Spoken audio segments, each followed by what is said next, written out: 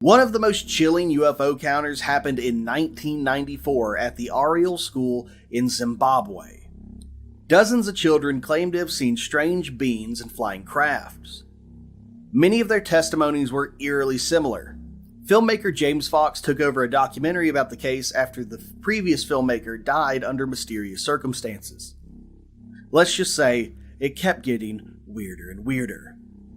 And I said to myself at the time, and remind you guys that I was making a film on UFOs, and I dismissed it so quickly because I thought there's no way that a mass landing with the sheer volume of eyewitness testimony at a school in broad daylight could happen and the whole world not know about it. So I just walked away from that story for about 10 years.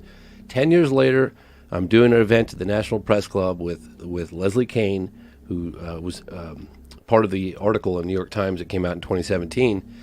And she introduced me to this guy, Randall Nickerson. And she's like, oh, he's working on this landing case in Africa. Long story short, he's working on a film now. I think it's coming out next year, specifically on just that case. Dan Farah is producing it. And he said, I'm working on the case, and if you want to do something with me on it, a small piece, I could. So I got back into it. I licensed some of the footage that Dr. John Mack, the Harvard psychiatrist that came and interviewed the school children on camera within a week of it happening. He unfortunately looked the wrong way in London, got run down by a car and died. So I contacted the Institute with the help of Randall Nickerson. I licensed the archival footage. We tracked down the witnesses today.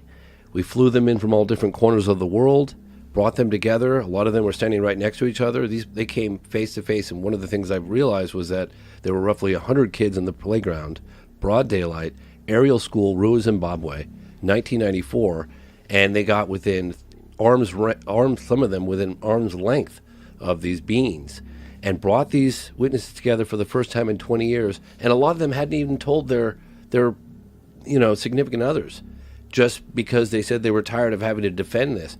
And I myself didn't believe it when I first heard about it back in 1997. And that segment of the film is the most, in my opinion, is the most powerful segment, because it's very compelling. You've got all these children saying what they saw on camera after it happened, and then you see them 20 years later, and then we go to Africa and we meet with the headmistress, or she was a teacher at the time. We meet with other witnesses. We go to the landing site. We talk to people at the school. That case is absolutely, and it was witnessed by lots of other people in and around the area for several days before it chose a school to land. It's so compelling because the children are all clearly, they're not actors.